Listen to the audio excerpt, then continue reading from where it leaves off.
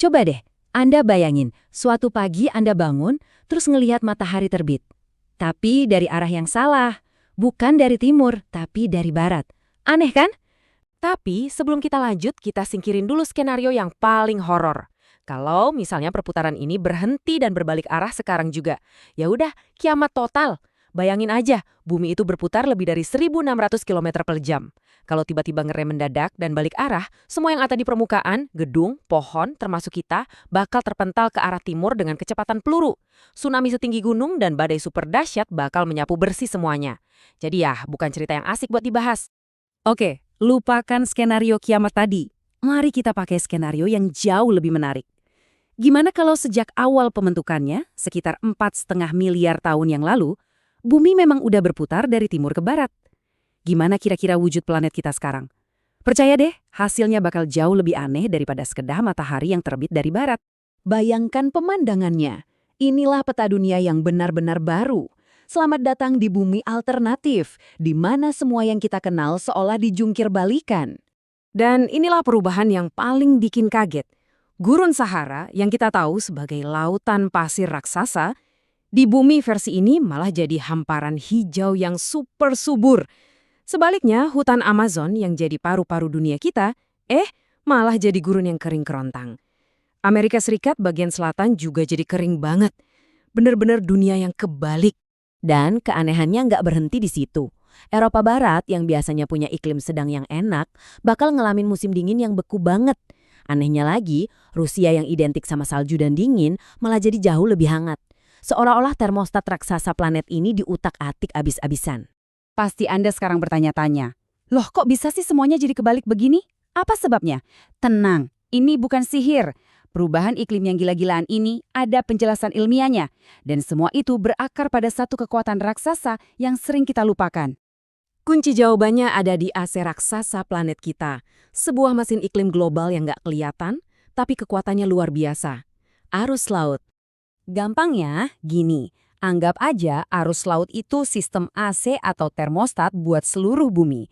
Tugasnya itu nyebarin panas matahari biar merata. Arus ini bawa air hangat dari khatulistiwa ke kutub, terus bawa air dingin dari kutub balik lagi. Nah, sistem inilah yang menjaga iklim di bumi jadi seimbang dan layak huni. Jadi, begini kronologinya. Saat putaran bumi berbalik, arus laut super penting di Samudra Atlantik yang namanya Amok itu langsung lenyap, hilang gitu aja. Terus, sebagai gantinya, muncul arus baru yang jauh lebih kuat di Samudra Pasifik.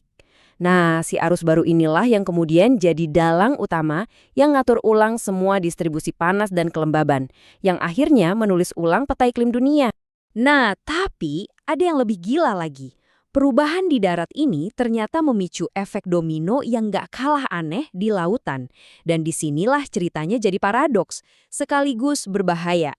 Dengan menyusutnya gurun-gurun raksasa, bumi yang berputar terbalik ini secara keseluruhan bakal jadi jauh lebih hijau. Lebih banyak tanaman, lebih banyak pohon, kedengarannya bagus banget kan? Tapi di lautan terjadi pengambilan kekuasaan. Kehidupan laut bakal didominasi oleh satu jenis bakteri purba, Cyanobacteria.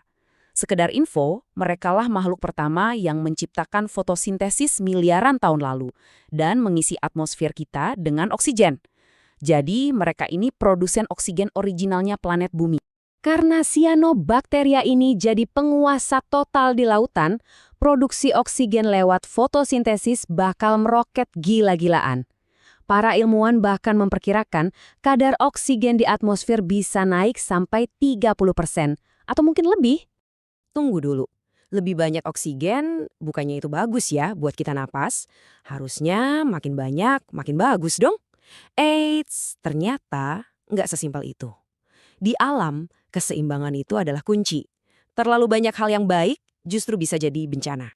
Dengan oksigen setinggi itu, atmosfer kita bakal jadi gampang banget kebakar. Satu percikan api kecil bisa memicu kebakaran raksasa. Lebih parahnya lagi, udara yang kita hirup itu sendiri bisa jadi racun buat paru-paru kita. Jadi ironis banget kan? Di planet yang super hijau ini, kehidupan kompleks seperti manusia malah kemungkinan besar nggak akan bisa bertahan hidup. Dan semua eksperimen pikiran yang liar ini akhirnya membawa kita pada satu kesimpulan penting tentang dunia kita sendiri, di sini dan saat ini. Arah putaran bumi, arus laut, kadar oksigen di udara, semua ini adalah bagian dari sebuah sistem yang sangat rumit. Mengubah satu bagian kecil saja bisa memicu efek berantai yang mengubah segalanya. Mungkin kita harus lebih bersyukur ya bumi berputar ke arah yang sekarang. Eksperimen ini seolah membuka mata kita bahwa banyak hal fundamental tentang planet ini yang sering kita anggap sepele, padahal justru itulah yang membuat kehidupan kita jadi mungkin. Sampai jumpa di episode Buka Kartu kali ini. Jangan lupa like, share, and subscribe.